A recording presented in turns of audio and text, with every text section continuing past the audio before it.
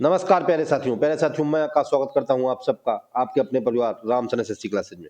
साथियों आज हम चर्चा करने वाले हैं यूपीएसआई 2026 और यूपी पुलिस 2026 के लिए टॉप 8 मोस्ट रिपीटेड मैथ के क्वेश्चंस जो कि आप लोगों के लिए एग्जाम के लिए दोस्तों बहुत ही ज्यादा इंपॉर्टेंट है।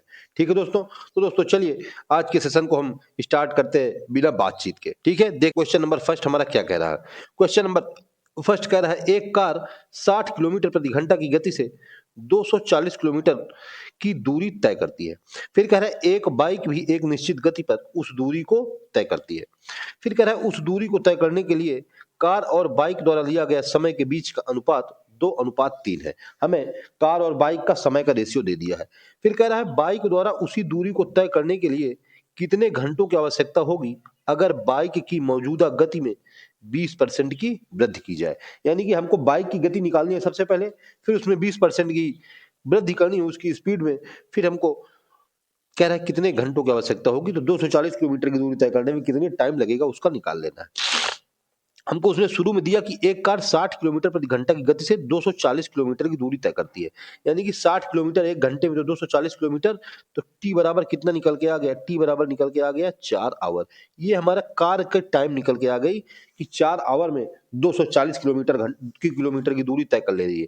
फिर हमको उसने समय दे दिया था कि कार और बाइक के बीच 2:3 का अनुपात है समय का। तो यानी कि हम लोगों ने समय मान लिया कि इनका समय क्या है 2x और 3x दिया हुआ है। क्या दिया हुआ है 2x रेशियो 3x। तो हमारी 2x की जो वैल्यू है ये दोस्तों हमारी 4h के बराबर हो गई। तो यहाँ से हमारा x बराबर क्या निकल के आ गया, 2 घंटे निकल के आ गया। क्या निकल के आ गया, x बराबर निकल के आ गया 2 घंटे। ठीक है ना। जब x बराबर 2 घंटे निकल के आ गया तो यहाँ से हमारा जो क्या कहते हैं बाइक का जो हमारा समय हो जाएगा, बाइक के लिए t क्या निकल के आ जाएगा, 3 गुणित 2 बराबर निकल के आ गया 6 घंटे।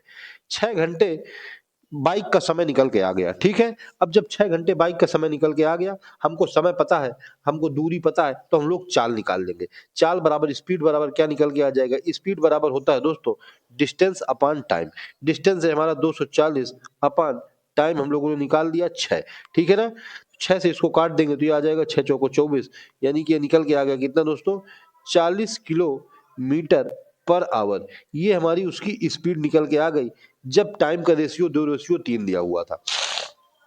अब दोस्तों उसने हमसे कहा है कि 20% की उसकी गति है जो उसमें वृद्धि हो जाती है, तो 40 की उसकी स्पीड है। अब हम लोग इसमें अगर 20% की वृद्धि करें तो ये कितना आ जाएगा 40 गुणे 20 की वृद्धि यानी कि 120/100। जब इसको 1 2 तो कितना निकल के आ गया, यहाँ से निकल के आ गया 48 किलोमीटर पर आवर। ये हमारी निकल के आ गई स्पीड। तो हमसे कह रहा है बताइए कितने घंटों की आवश्यकता होगी। इसलिए टाइम बराबर क्या निकल के आ गया, समय बराबर दूरी बटे चाल। दूरी हो जाएगी दोस्तों 240, चाल हम लोगों ने निकाल ली, जब 20% उसकी बढ़ गई तो 48। हम लोग इसको सॉल्व करेंगे तो ये आ जाएगा 8 तिरका 24 यानी कि 30, ये आ जाएगा 8 छंग 48 यानी कि 30/6, इसको काट देंगे यानी कि निकल के आ जाएगा 5 आवर। ठीक है ना, तो दोस्तों 5 आवर ऑप्शन नंबर जो सी हो जाएगा वो क्या हो जाएगा हम लोगों को बिल्कुल राइट हो जाएगा। ठीक है ना, यूपीएसआई और यूपी पुलिस 2026 के लिए दोस्तों मोस्ट इंपॉर्टेंट क्वेश्चन है। ठीक है, आप लोग दोस्तों मुझको कमेंट करके जरूर बताएं कि आप लोगों ने जो मैं टॉप 8 क्वेश्चन लेके आया हूं इसमें कितने क्वेश्चन आप लोगों ने करेक्ट किए। ठीक है, ठीक है दोस्तों देख लीजिए, चलते हैं क्वेश्चन नंबर नेक्स्ट में। दोस्तों क्वेश्चन नंबर सेकंड क्या कह रहा है, कह रहा है ए बी की तुलना में दोगुना कुशल है। यानी कि बी अगर दोस्तों किसी काम को एक दिन में कर रहा है तो ए कितने दिन में कर ले रहा है, ए उसको आधे दिन में कर ले रहा है। क्योंकि ए की मतलब बी की तुलना में ए जो है वो दोगुना कुशल है। और कह रहा है और सारे कार्य को पूरा करने के लिए बी से 12 दिन कम लेता है। 12 दिन कम लेता है। 12 दिन का दोस्तों अगर हम लोग मान लें कि ए 12 दिन ले रहा है, ए कितने दिन ले रहा है, हम लोगों ने मान लिया कि ए 12 दिन ले रहा है। अगर ए 12 दिन ले रहा है दोस्तों तो आप लोग मुझको बताइए कि बी कितने दिन लेंगे। उसने दोस्तों मुझको क्वेश्चन में हम लोगों से पहले ही कहा है कि बी जो है मतलब ए बी की तुलना में दोगुना कार्यकुशल है। यानी कि अगर ए ने 12 दिन लिए हैं तो बी ने 24 दिन लिए होंगे। ठीक है ना, तो बी ने कितने दिन लिए, बी ने लिए 24 दिन। बस दोस्तों हमको इसी को अपना सॉल्व कर लेना था और हमको अपना आंसर ले लेना है। तो दोस्तों हमसे कह रहा है कि यदि ए से शुरुआत करते हुए वे बारी बारी से कार्य करते हैं तो कितने दिनों में सारा कार्य पूर्ण हो जाएगा। तो दोस्तों क्या करते हैं, हमने बताया है आप लोगों को कि टाइम एंड जो वर्क वाले क्वेश्चन आते हैं उसमें हम लोग क्या एलसीएम मेथड से काम करते हैं। तो हम लोग इसका एलसीएम ले लेंगे तो 12 और 24 का एलसीएम निकल के आ जाएगा 24। जो दोस्तों एलसीएम निकलता है वही हमारा टोटल वर्क हो जाता है, यानी कि 24 हमारा क्या निकल के आ गया टोटल वर्क। अब हम लोग क्या करेंगे, अब हम लोग ए की इफिशियंसी और बी की इफिशियंसी निकाल लेंगे। तो ए की इफिशियंसी 12 दूनी 24 2 यूनिट और बी की इफिशियंसी 1 यूनिट, ठीक है ना। ए की इफिशियंसी 2 यूनिट और बी की इफिशियंसी 1 यूनिट। अब हमसे कह रहा है कि कितने दिनों में सारा कार्य पूर्ण हो जाएगा अगर वे बारी-बारी से काम करें। अगर एक दिन बी काम कर रहा है, एक दिन ए काम कर रहा है, यानी कि 2 दिन में ये लोग 3 यूनिट काम कर रहे हैं। 2 दिन में अगर ये लोग 3 यूनिट काम कर रहे हैं तो वो बारी-बारी से काम कर रहे हैं तो 24 अपन 3 ये कितना 8 दिन निकल के आ गया। लेकिन दोस्तों ये लोग 3 यूनिट काम 2 दिन में कर रहे हैं, ठीक है ना। 3 यूनिट काम 2 दिन में कर रहे हैं, इसलिए 8 गुणे 2 बराबर कितना निकल के आ गया, बराबर 16 दिन, ठीक है ना। 16 दिन ऑप्शन नंबर जो सी हो जाएगा हम लोगों को बिल्कुल राइट हो जाएगा, ठीक है ना। 3 यूनिट काम दोस्तों वो 2 दिन में कर रहे हैं, बारी बारी से करते हैं, एक दिन करते हैं एक दिन नहीं करते हैं, एक दिन करते हैं एक दिन नहीं करते हैं। तो मैंने दोनों इनका जोड़ के लिख दिया है, यानी कि जितना आया उसका डबल, 8 दिन निकला 8 का डबल 16 दिन, ऑप्शन नंबर सी हो गया हम लोगों को बिल्कुल राइट, ठीक है। चलिए दोस्तों देखते हैं अपना क्वेश्चन नंबर नेक्स्ट। दोस्तों क्वेश्चन नंबर 3 कह रहा है एक दुकानदार ने कुल अनानास के 40% हिस्से को इसके लागत मूल्य के 4/5 पर बेचा, 36% को इसके लागत मूल्य के आधे पर और शेष को इसके लागत मूल्य पर। तो कह रहा है पूरे लेन देन पर हानि प्रतिशत कितना है। क्या पूरे लेन देन में हमसे हानि प्रतिशत पूछ रहा है। लागत मूल्य दोस्तों, लागत मूल्य यानी कि कॉस्ट प्राइस, हम लोग क्या कर रहे हैं कि लागत मूल्य को हम लोग लेट कर रहे हैं कि हम लोग को लागत मूल्य कितना है। लागत मूल्य हमने मान लिया कि हमारा 100 रुपए है, ठीक है ना। वो हमसे क्या कह रहा है, हमसे कह रहा है कि कुल अनानास की 40% हिस्से को। तो हम लोग सबसे पहले 40% हिस्से को, 40% हिस्से को परसेंट यानी कि 40/100 लागत मूल्य के 4/5 पर, लागत मूल्य हमने 100 मान लिया, गुणे 4/5 पर। तो हमारा कितना मूल्य निकल के आ गया, 100 से 100 चला गया, ये चला गया 5 8 40, यानी कि ये निकल के आ गया 32 रुपए, ठीक है ना।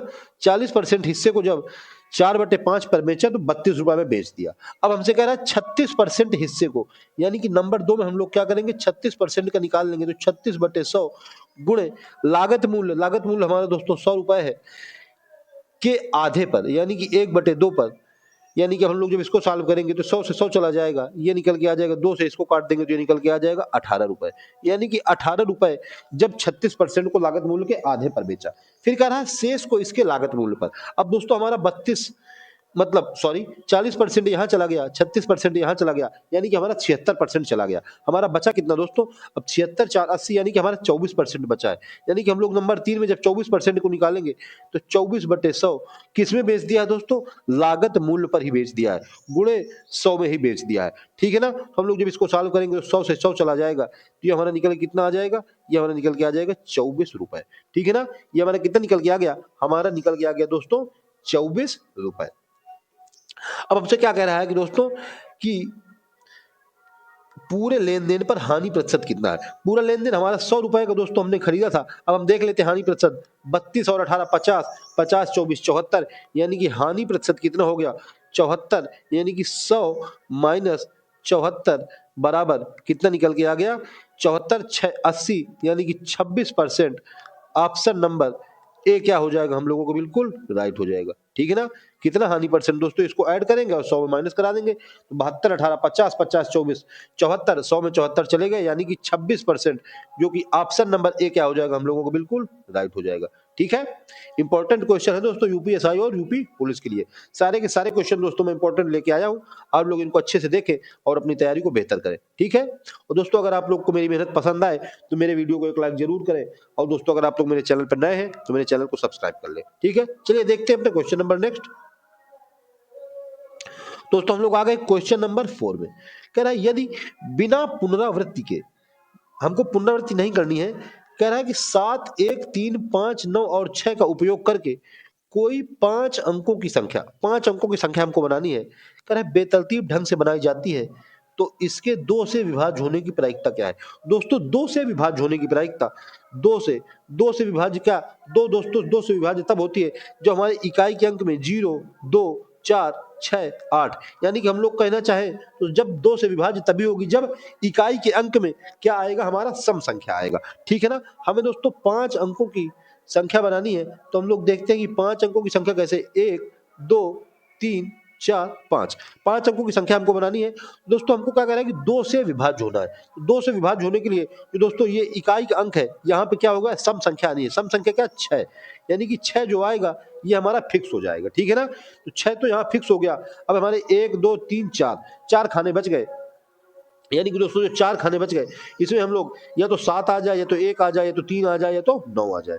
तो ठीक है, यहाँ पे हम लोग क्या करेंगे 5, यहाँ पे गुड्डे 4, यहाँ पे 3, यहाँ पे 2 और यहाँ पे 1। तो ये आ गया 5 फैक्टोरियल और नीचे कुल कुल, इसलिए क्या हो जाएगी, इसलिए प्रोबेबिलिटी प्रोबेबिलिटी बराबर क्या होता है दोस्तों, प्रोबेबिलिटी बराबर होता है कि favourable event upon total event. क्या होता है प्रोबेबिलिटी, फेवरेबल इवेंट यानी कि अनुकूल अनुकूल अपॉन कुल। तो अनुकूल क्या हो जाएंगे, अनुकूल है दोस्तों हमारे 5 फैक्टोरियल अपॉन नीचे नीचे 6 के 6 यानी कि 6 फैक्टोरियल। हम लोग इसको सॉल्व करेंगे और अपना आंसर ले लेंगे। तो 5 फैक्टोरियल को हम 5 फैक्टोरियल लिख दे रहे हैं, 6 फैक्टोरियल को लिख रहे हैं 6 गुणे 5 फैक्टोरियल। दोस्तों 5 फैक्टोरियल से 5 फैक्टोरियल चला जाएगा, यानी कि हमारा निकल के क्या आ जाएगा 1/6। यही दोस्तों हमारा आंसर हो जाएगा। ऑप्शन नंबर डी क्या हो जाएगा, बिल्कुल राइट हो जाएगा, ठीक है ना। तो क्या करना है, 6 को हमको फिक्स कर देना है, उसके बाद 2 3 4 5 एक एक संख्या आ गई और नीचे हमारे टोटल 6 के 6। तो हमारा 5 फैक्टोरियल अपन जो 6 फैक्टोरियल है यही हम सॉल्व कर लेंगे और अपना आंसर ले लेंगे 1/6। ऑप्शन नंबर डी क्या हो जाएगा, बिल्कुल राइट हो जाएगा। प्रोबेबिलिटी का क्वेश्चन भी दोस्तों आप लोगों को एग्जाम में पक्का से पक्का एक क्वेश्चन मिलता है हर एक एग्जाम में दोस्तों, किसी भी कॉम्पिटिटिव एग्जाम हो दोस्तों, आप लोग इसको अच्छे से देख लीजिए, ठीक है। चलिए देखते हैं अपना क्वेश्चन नंबर नेक्स्ट। दोस्तों क्वेश्चन नंबर 5 क्या कह रहा है, क्वेश्चन नंबर 5 कह रहा है एक मोबाइल फोन और एक घड़ी के लागत मूल्य का अनुपात ये दोस्तों 3:4 है। तो कह रहा है उनके बिक्री मूल्यों के बीच अनुपात क्या है अगर मोबाइल फोन को 20% लाभ पर बेचा जाता है और घड़ी को 20% हानि पर बेचा जाता है। दोस्तों ये लागत मूल्य यानी कि हमको सीपी दे दिया है, अब हमसे पूछ रहा है कि एसपी यानी कि बिक्री मूल्य का अनुपात क्या होगा। तो दोस्तों हम लोगों को पता है, कुछ नहीं करना है कि हम लोग केवल जो हमारा सीपी दिया हुआ है, सीपी बराबर हमारा क्या दिया हुआ है, ये दिया हुआ है 3x 4x। तो हम लोग क्या करेंगे, बस हम इसी का रेशियो निकालेंगे और अपना आंसर ले लेंगे कि हमारा आंसर क्या निकलेगा। तो इसलिए हम लोग रेशियो निकालें अगर, इसलिए रेशियो बराबर क्या हो जाएगा, इसलिए रेशियो बराबर क्या कह रहा था कि मोबाइल फोन को 20% लाभ पर, यानी कि 3x को 20% लाभ पर, 3x गुणे 20% का लाभ, यानी कि मैंने बताया आप लोगों को 100 में 20% का लाभ, तो 120/100, ठीक है ना, अपान ये कितना 4x, यानी कि 4x हमारा घड़ी, घड़ी को कितने में 20% हानि में, यानी कि 100 में 20 चले गए तो 80/100, ठीक है। हम लोग सॉल्व करेंगे तो 100 से 100 चला गया, ये x थे दोस्तों, x चला गया। अब इसको काटेंगे तो ये आ जाएगा 4 दूनी 80, ये आ जाएगा 4 त्रिका 12, यानी कि कितना निकल के आ गया, ये निकल के आ गया, ऊपर मल्टीप्लाई कराएंगे तो ये निकल के आ जाएगा 3 त्रिका 9, नीचे कितना निकल के आ जाएगा 4 दूनी 8, 9/8। दोस्तों ऑप्शन नंबर डी क्या हो जाएगा, यही हम लोगों को बिल्कुल राइट हो जाएगा, ठीक है ना। दोस्तों हम लोगों को कुछ नहीं करना था, हम लोगों को बस जो हमारा ये 20% लाभ और 20% हानि देना है, बस इसी का रेशियो ये 3x/4x में कर देना था और अपना आंसर ले लेना था। तो 9/8 ऑप्शन नंबर डी क्या हो जाएगा, हम लोगों को बिल्कुल राइट हो जाएगा। दोस्तों यूपीएससी और पुलिस के लिए संभावित प्रश्न है, ठीक है। चलिए देखते हैं अपना क्वेश्चन नंबर नेक्स्ट। दोस्तों क्वेश्चन नंबर 6 कह रहा है एक ट्रेन x किलोमीटर प्रति घंटा की गति से चलते हुए 120 मीटर और 280 मीटर लंबाई वाले एक प्लेटफॉर्म और एक पुल को क्रमशः 8 सेकंड और 12 सेकंड में पार करती है। तो हमसे कह रहा है बताइए ट्रेन की लंबाई क्या है। ट्रेन की लंबाई हम लोग लेट कर ले रहे हैं कि हमारी ट्रेन की लंबाई क्या है, ट्रेन की लंबाई है एल, एल मीटर हमने मान लिया कि ट्रेन की लंबाई है। अब दोस्तों हमसे 8 सेकंड और 12 सेकंड उसने टाइम दिया है कि वो पार करती है, पार करती है यानी कि हमारी जो दूरी हो जाएगी दोस्तों, वो दूरी क्या हो जाएगी, डिस्टेंस बराबर हो जाएगी। यानी कि दूरी बराबर होता क्या है दोस्तों, मतलब सॉरी चाल, चाल बराबर क्या होता है, चाल बराबर होता है दूरी बटे समय। यानी कि हमारे दोनों की जो चालें हैं वो, ट्रेन तो एक ही है तो चाल हमारी सेम हो जाएगी। चाल बराबर क्या होता है, स्पीड बराबर क्या होता है, डिस्टेंस अपॉन टाइम, ठीक है ना। तो दोस्तों स्पीड, स्पीड पहले जब 120 मीटर वाले प्लेटफॉर्म को अगर वो पुल को पार कर रही है 8 सेकंड में, तो स्पीड क्या हो जाएगी, तो दोस्तों 120 दूरी 120 प्लस जो हम लोगों ने ट्रेन की लंबाई मान ली यल अपान 8 बराबर ये दोस्तों 280 मीटर इसकी प्लस जो ट्रेन की लंबाई यल मान ली अपान 12 सेकंड, समय बराबर मतलब चाल बराबर दूरी बटे समय। तो ये हो गई दूरी प्लेटफॉर्म के लिए और ये दूरी हो गई पुल के लिए। अब हम इसको सॉल्व करेंगे और अपना आंसर ले लेंगे। तो यह आ जाएगा 4 दूनिया 8, ये आ जाएगा 4 तिरका 12। हम लोग इसका मल्टीप्लाई कराएंगे तो यह आ जाएगा 12 यानी 36 यानी कि 360 प्लस ये निकल के आ गया 3l। इधर हम लोग कराएंगे जब क्रॉस मल्टीप्लिकेशन तो आ जाएगा 28 दूनी 56 यानी कि 560 प्लस ये निकल के आ गया 2l। अब हम लोग क्या करेंगे, इस यल को इधर ले आएंगे तो ये निकल के आ जाएगा यल बराबर ये 560 माइनस 360 यानी कि यल बराबर कितना निकल के आ गया, यल बराबर निकल के आ गया 200 मीटर। यल बराबर कितना निकल के आ गया, यल बराबर निकल के आ गया 200 मीटर। ऑप्शन नंबर बी क्या हो जाएगा हम लोगों को बिल्कुल राइट हो जाएगा। ठीक है ना, ऑप्शन नंबर बी क्या होगा बिल्कुल राइट हो गया। तो दोस्तों दोनों चालों को हम लोग क्या करना है, बराबर कर देना है।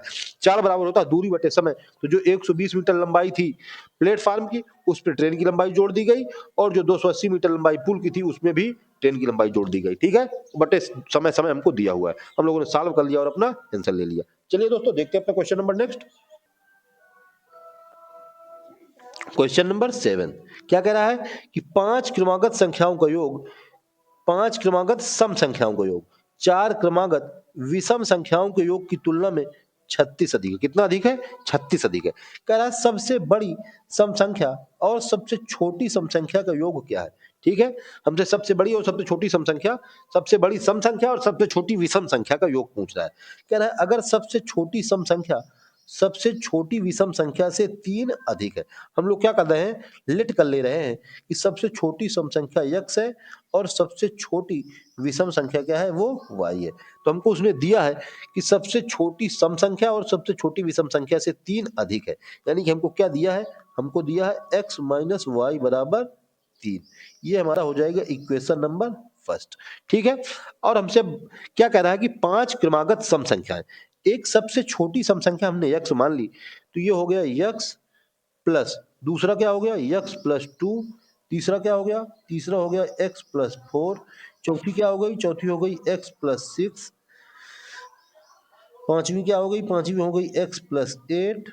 ये हमारी हो गई 5 सम संख्याएं। उसके बाद 4 विषम संख्या क्रमागत, तो पहली है y प्लस दूसरी हो जाएगी y प्लस 2, तीसरी क्या हो जाएगी, तीसरी हो जाएगी y प्लस 4, चौथी हो जाएगी y प्लस 6। बराबर कितने का अंतर है, 36 अधिक है। ठीक है, हम लोग इसको सॉल्व करेंगे तो हमारा कितना आ जाएगा 1 2 3 4 5, यानी कि ये निकल के आ गया 5x। ये कितना निकल के आ गया 2 4 6 6 12 12 8 20, 5x प्लस 20 माइनस ये कितना निकल के आ जाएगा 1 2 3 4, यानी कि माइनस का 4y। ये कितना निकल के आ जाएगा 2 4 6 6 12, यानी कि माइनस का 12 बराबर आ गया 36। हम लोग जब इसको सॉल्व करेंगे तो हमारा कितना निकल के आएगा, ये हमारा निकल के आएगा 5x माइनस का 4y बराबर ये 20 में 12 चले गए 8, उधर चले जाएंगे तो ये निकल के आ जाएगा 28। ये हो जाएगी हमारे दोस्तों इक्वेशन नंबर फर्स्ट, मतलब equation number second. Equation number first हमारी ऊपर दी है, इक्वेशन नंबर सेकंड हमने नीचे ले आए। तो हम लोग क्या करेंगे, इसको सॉल्व करेंगे और अपना आंसर लेंगे। तो हम ऊपर ऊपर क्या करेंगे, हम लोग 4 से मल्टीप्लाई करा दे रहे हैं इक्वेशन फर्स्ट में। इक्वेशन फर्स्ट में जब 4 से मल्टीप्लाई करा के नीचे लिख देंगे तो यह निकल के आ जाएगा 4x, ये आ जाएगा माइनस का 4y, ये आ जाएगा 4 3 का 12। अब हम लोग क्या करेंगे, इसमें दोनों को माइनस करा देंगे। क्या करा रहे हैं, दोनों को माइनस कराएंगे तो हमारा आ जाएगा माइनस, ये आ जाएगा माइनस माइनस प्लस, ये आ जाएगा माइनस, तो ये चला जाएगा, यानी कि ये निकल के आएगा x बराबर 28 में 12 चले गए, यानी कि निकल के आ गया 16। x बराबर कितना निकल के आ गया, x बराबर निकल के आ गया 16। जब x बराबर 16 निकल के आ गया तो हम लोग रख देंगे किसी भी इक्वेशन में और अपना देख लेंगे कि हमारा क्या निकल के आ गया। x बराबर हमारा 16 निकला, हम इसमें रख देंगे तो ये आ जाएगा माइनस का 4y बराबर ये हो जाएगा 16 5 80, यानी कि 28, ये माइनस का 80। अब 80 में 28 चले गए, यानी कि कितना निकल के आ गया, ये निकल के आ गया 50, यानी कि 48 नहीं सॉरी 50 और 30 80 हो जाए, यानी कि 52 निकल के आ गया। तो माइनस का 4y बराबर निकल के आ गया माइनस का 52, यानी कि ये निकल के आ गया। तो यहाँ से y बराबर क्या निकल के आ गया, y बराबर निकल के आ गया 13। y की वैल्यू 13, x की वैल्यू 16। हमसे कह रहा था सबसे बड़ी सम संख्या, सबसे बड़ी सम संख्या x प्लस 8, यानी कि 16 प्लस 8। सबसे बड़ी सम संख्या 16 प्लस 8 यानी कि 24 माइनस योग पूछ रहा है प्लस सबसे कह रहा है छोटी विषम संख्या। सबसे छोटी विषम संख्या तो यही है 13, यानी कि 24 प्लस 13 बराबर 37। 24 13 37, ऑप्शन नंबर बी क्या हो जाएगा, बिल्कुल राइट हो जाएगा। ठीक है ना, कौन सा? ऑप्शन नंबर बी बिल्कुल राइट हो जाएगा। ठीक है ना दोस्तों। दोस्तों इंपॉर्टेंट क्वेश्चन है दोस्तों यूपीएसआई और यूपी पुलिस 2026 के लिए। ठीक है, चलिए दोस्तों देखते हैं अपने क्वेश्चन नंबर नेक्स्ट। दोस्तों क्वेश्चन नंबर लास्ट है आज का ये इंपॉर्टेंट सेशन का। क्वेश्चन नंबर 8 क्या कह रहा है? कह रहा है एक बर्तन में 36:x के अनुपात में दूध और पानी है। 36:x के अनुपात में। फिर कह रहा है अगर पानी की x मात्रा मिलाई जाती है तो अनुपात 9:4 हो जाता है, तो यक्स का मान क्या है? पानी की मात्रा मिला रहा है और हमसे कह रहा है तो बताइए कि यक्स का मान क्या है। हमको रेशियो दिया है 36/x, दूध और पानी, नीचे वाला पानी है, अब उसमें पानी की x मात्रा मिला रहे हैं तो प्लस का x, रेशियो कितना हो गया? रेशियो हो गया 9/4। ठीक है, अब हम लोग इसी को सॉल्व करेंगे और अपना आंसर लेंगे। तो ये 9/4 से 9 एकम 9, 9 चौको 36, यानी कि ये निकल के कितना आ गया? ये निकल के आ गया। अब हम क्रॉस मल्टीप्लाई कराएं ऐसे ऐसे तो ये हो जाएगा 2x बराबर ये हो जाएगा 4 चौको 16, यानी कि x बराबर निकल के आ गया 8 लीटर। x बराबर क्या निकल के आ गया? x बराबर निकल गया 8 लीटर। ऑप्शन नंबर डी क्या हो जाएगा? बिल्कुल राइट हो जाएगा।